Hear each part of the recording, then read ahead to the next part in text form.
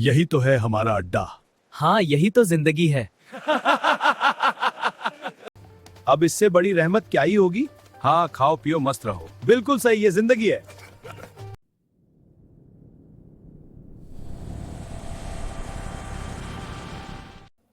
कायनात के इतिहास में एक ऐसी रात आई जब अल्लाह ताला ने अपने बंदों पर सबसे बड़ा एहसान किया। सदियों से जमीन अंधेरे में थी, लोग पत्थरों को पूज रहे थे, बेटियां दफन हो रही थी।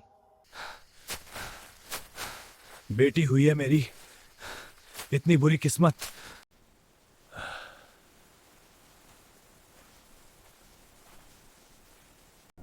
फेंक दो उसे इस गड्ढे में। जल्दी करो, कोई आ ना जाए।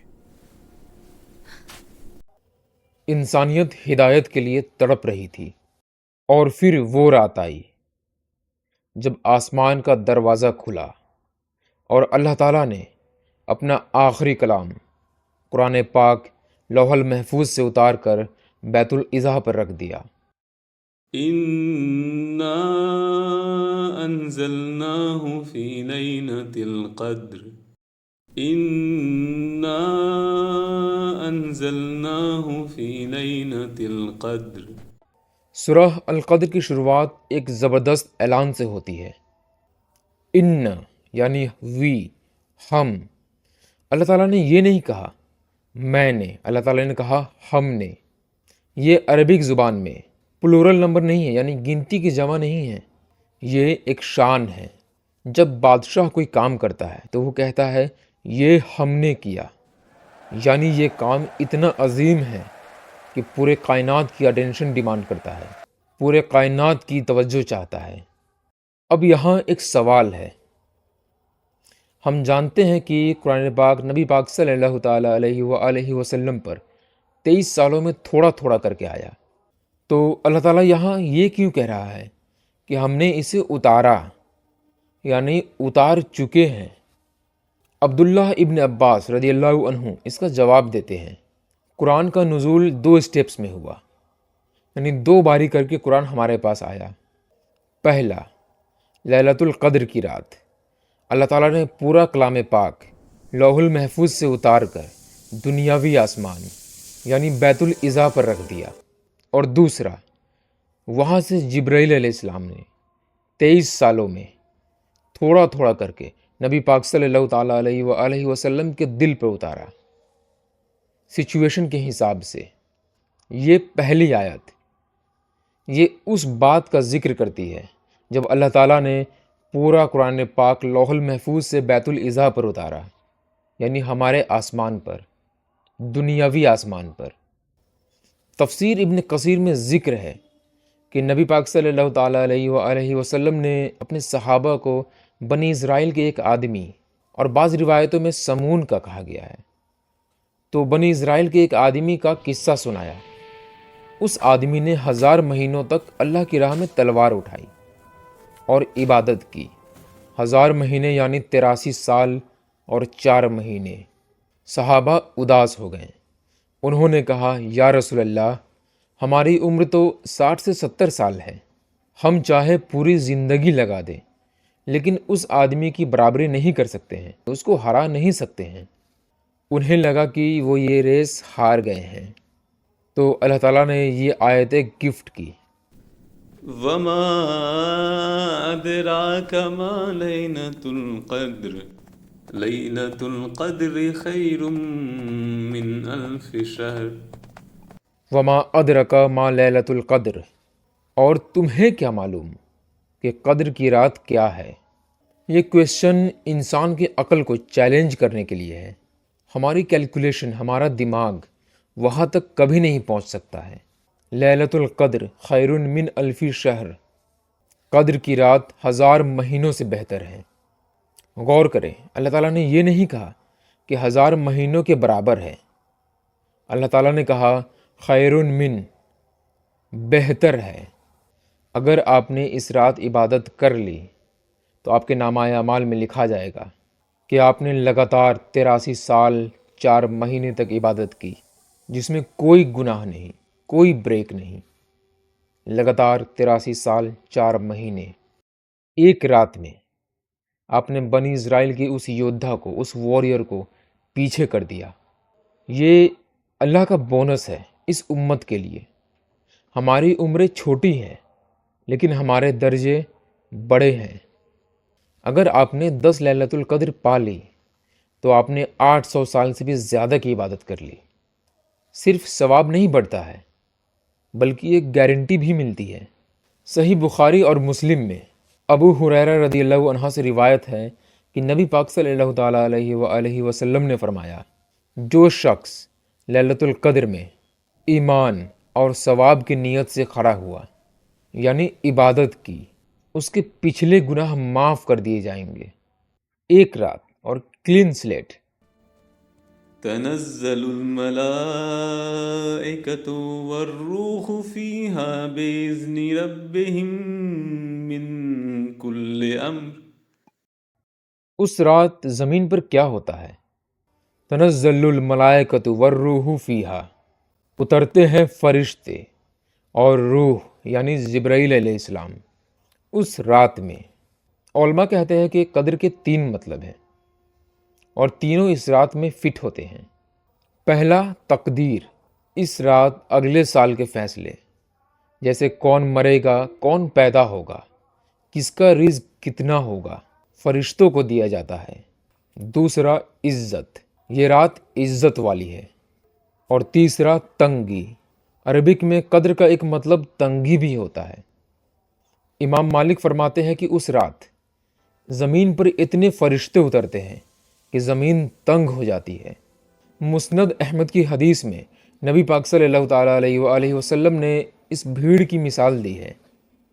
اس رات زمین پر فرشتوں کی بھیڑ کی تعداد کنکڑیوں سے بھی زیادہ ہوتی ہے، یعنی جتنے پتھر زمین پر ہیں اس سے بھی زیادہ فرشتے اس رات اترتے ہیں۔ اور ان کے ساتھ کون آتا ہے؟ الروح یعنی جبرائیل علیہ السلام، وہ جبرائیل علیہ السلام جو صرف انبیاء کے پاس آتے تھے، وہ جبرائیل علیہ السلام جو وحی کے ختم ہونے کے بعد زمین پر آنا چھوڑ چکے تھے۔ وہ لیلۃ القدر میں خاص طور پر زمین پر آتے ہیں۔ کس کے لیے؟ نبی پاک صلی اللہ تعالیٰ علیہ وآلہ وسلم کے لیے نہیں، وہ تو پردہ فرما گئے، وہ آپ کے لیے آتے ہیں۔ وہ ہر اس شخص سے مصافحہ کرتے ہیں جو اس رات کھڑا ہوتا ہے یعنی عبادت کرتا ہے۔ بِإِذْنِ رَبِّهِمْ مِنْ كُلِّ أَمْرٍ، اپنے رب کے اجازت سے ہر فیصلہ لے کر۔ سلام هي حتى مطلع الفجر۔ سلام ہی، وہ رات سلامتی ہے۔ مجاہد کہتے ہیں یہ رات سیکیورٹی ہے یعنی سلامتی ہے۔ اس رات شیطان کوئی برائی نہیں کر سکتا، یہاں تک کہ جب صبح سورج نکلتا ہے تو اس دن شیطان کو سورج کے ساتھ نکلنے کی اجازت نہیں ہوتی ہے۔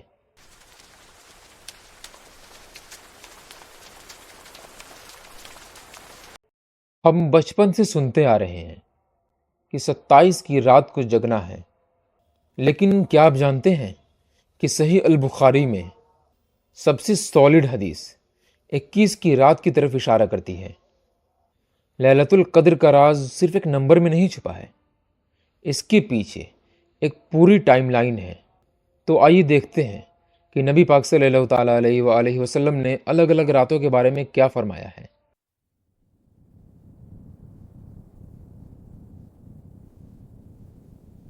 صحیح بخاری اور صحیح مسلم کی حدیث ہے۔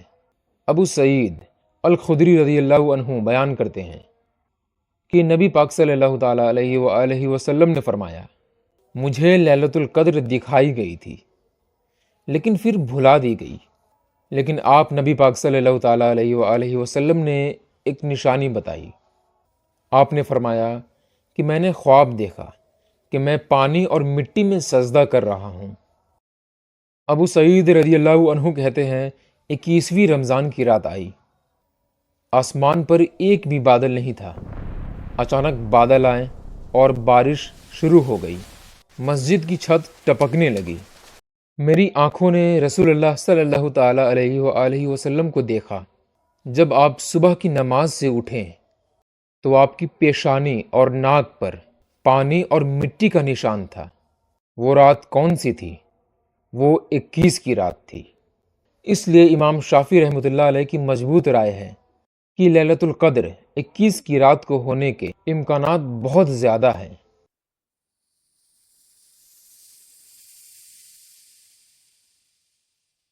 صحیح مسلم کی ایک حدیث ہے کہ ایک صحابی حضرت عبداللہ بن انیس رضی اللہ عنہ نے نبی پاک صلی اللہ تعالیٰ علیہ وآلہ وسلم سے پوچھا، مجھے ایک رات بتا دیجیے۔ تو نبی پاک صلی اللہ تعالیٰ علیہ وآلہ وسلم نے ان کے کان میں کچھ کہا۔ اس کے بعد حضرت عبداللہ بن انیس رضی اللہ عنہ صرف 23ویں کی رات کو مسجد آتے تھے۔ حضرت عمر رضی اللہ عنہ نے ابن عباس رضی اللہ عنہ سے پوچھا، تمہارا کیا خیال ہے؟ ابن عباس رضی اللہ عنہ نے کہا، مجھے لگتا ہے یہ 7 سے جڑی ہے، 7 آسمان 7 زمین، تو مجھے لگتا ہے کہ یہ آخری 10 راتوں میں سے 7 جانے کے بعد یعنی 27ویں، یا 7 رہنے پر یعنی 23ویں ہے۔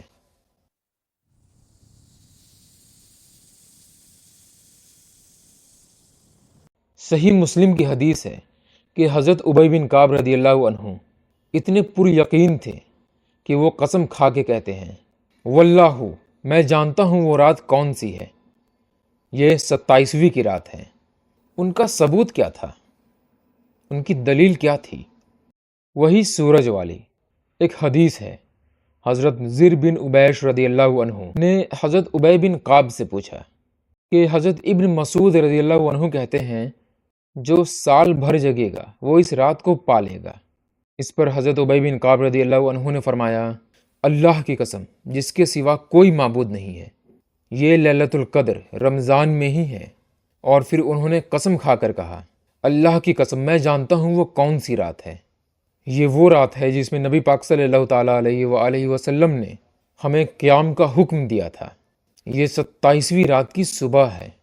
پھر انہوں نے اس کی نشانی بتائی، انہوں نے نبی پاک صلی اللہ تعالیٰ علیہ وآلہ وسلم سے سنی تھی، اس رات کے بعد کی صبح اس کی نشانی یہ ہے، یعنی اس رات کے بعد کی صبح کی نشانی یہ ہے کہ جب سورج نکلتا ہے تو وہ سفید ہوتا ہے اور اس کی کرنیں نہیں ہوتی ہیں، اور یہی ان کی دلیل تھی۔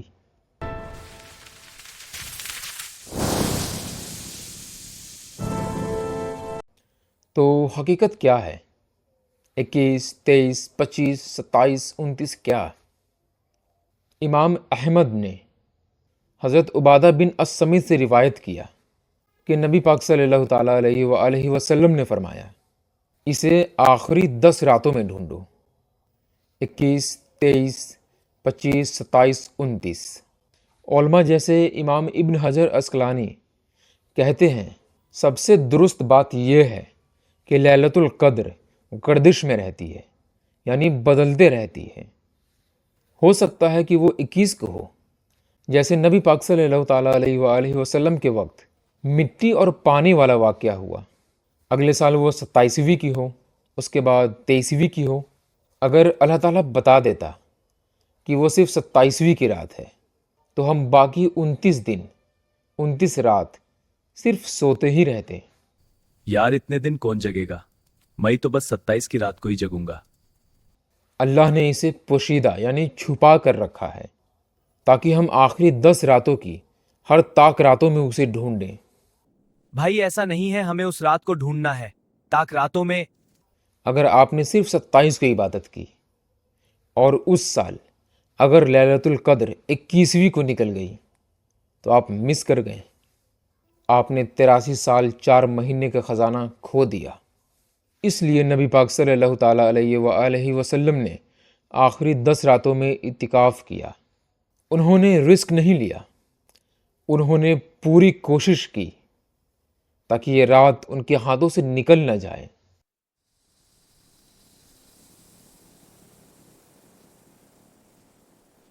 اور اگر آپ اس رات کو پا لیں تو مانگنا کیا ہے؟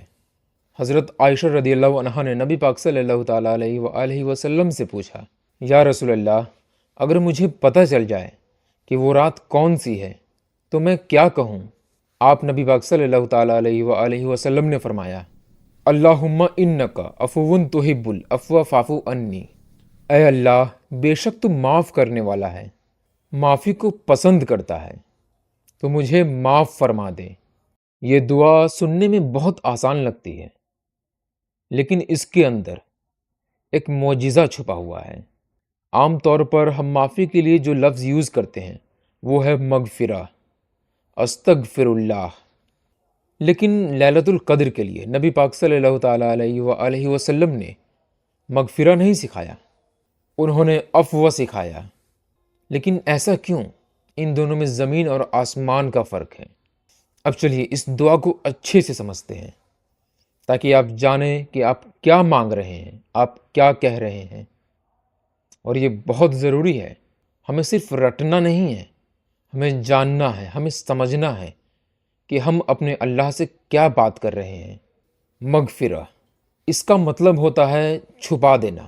جب اللہ مغفرہ کرتا ہے تو وہ آپ کے گناہ کو چھپا دیتا ہے اور اس کی سزا معاف کر دیتا ہے، لیکن وہ گناہ آپ کے نامہ اعمال میں لکھا رہتا ہے۔